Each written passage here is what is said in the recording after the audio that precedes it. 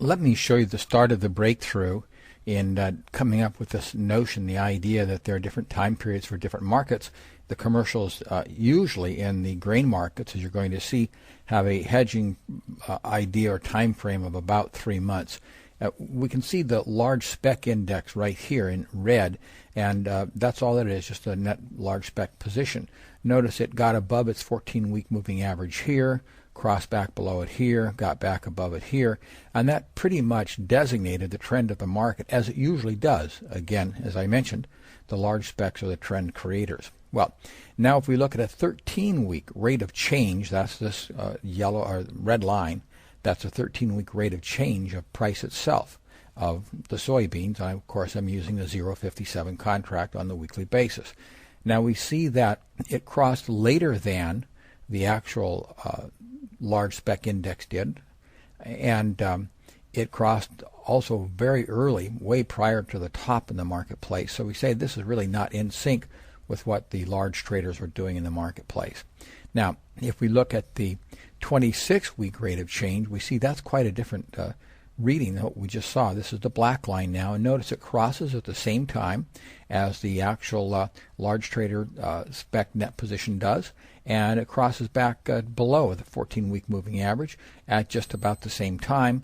It doesn't turn up quite at the same time as the large trader index did, but as you can see, it starts to move on up. Then if we take a look at the yearly basis, we see that's, gives a buy signal way too early, way before the market low came. It gets choppy in here. It gives a sell signal way late over here, and does give a buy signal over here. But by and large, I think you're going to find in the grain markets that the 26-week rate of change most emulates what the large speculators are actually doing in the marketplace. In other words, that tends to be the time frame that's most operative in the grain market. Here is a look at another market, coffee. Again, looking at the 0.57 contract. The red line underneath price itself is the large trader's spec position. Notice how it moves in the marketplace. Now, if we look at a 13-week rate of change of price, look how similar that is to the actual position of the large traders. Now, if we go out to a different time period, say the 26-week rate of change of price, it's quite a bit different.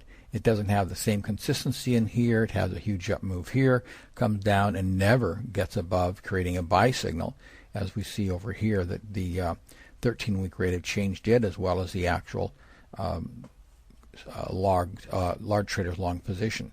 And then if we go out to 52-week rate of change, well, gracious, we see it crossing above its 14-week average way over here, gets whipped back in here, and gets buy signals, and generally in this time period dips and comes back. So it doesn't look at all like the actual large trader's net position.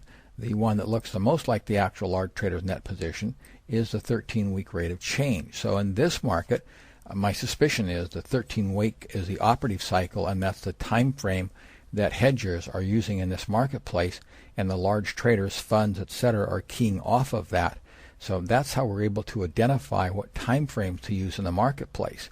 Now, knowing that gives us a lot of insight into the markets, and you'll see how I deal with that in the next few pages in your manual, as well as the next few clips you'll be seeing here.